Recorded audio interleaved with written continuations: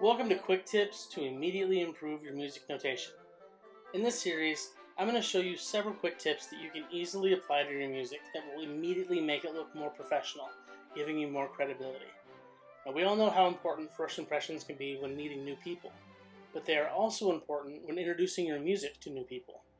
In my job, I see tons of scores from tons of different people, and often many of the same problems keep popping up, which take away from the music's overall presentation, making it look amateurish.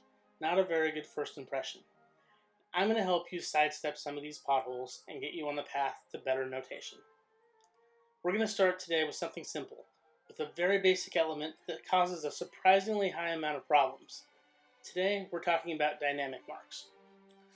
Dynamic markings use a stylized, bold, italic look, but it's not just a bold, italic version of a text font. Whatever music font you're using in your software includes the appropriate dynamic marks. You should use them. Don't try to be clever or innovative by using a decorative font for dynamics. It's not clever, and it certainly is not innovative. For instrumental music with one staff, the dynamic marking goes below the staff, directly below the note it immediately affects. It should be as close as possible to the note without touching anything else. If there are slurs or articulation markings, the dynamic marking goes below those. Now for music on the grand staff, like piano, harp, or marimba, dynamics usually go between the staves when the marking applies to both staves. If the dynamic level is different for the two hands, however, you would put the respective dynamic markings below each individual staff. Now in vocal music, both the dynamic and expressive markings actually go above the staff. This allows more room for the lyrics below, and it keeps the performance instructions from being accidentally sung. I know it sounds silly, but it actually happens. Now the last thing we're going to talk about is the use and misuse of Sabido Dynamics.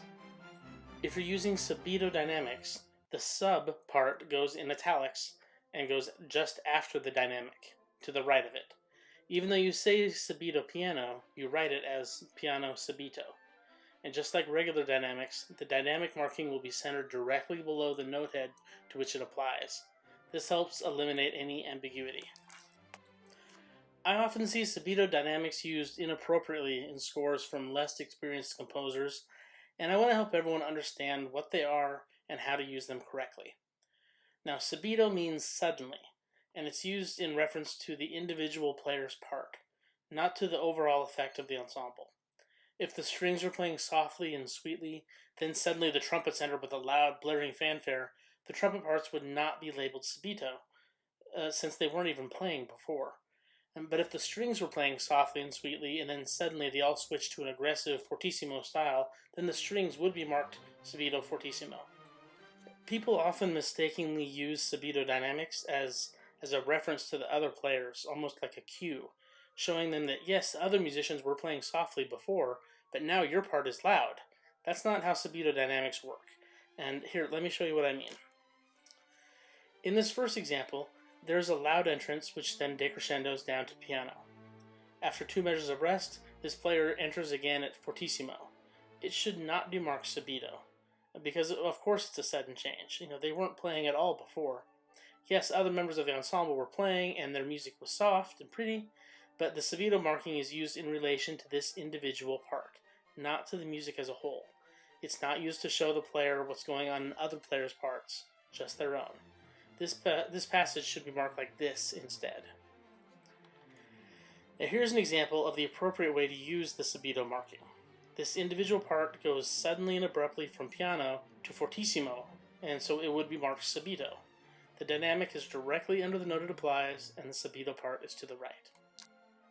Well, that is it for this first video. Yes, there are more rules and guidelines in existence for dynamics, but the things we discussed today are the problems that I see most often in the work of beginning composers and arrangers. I hope that someone finds this useful and that the information can be used to help make your music look just a little bit better right off the bat.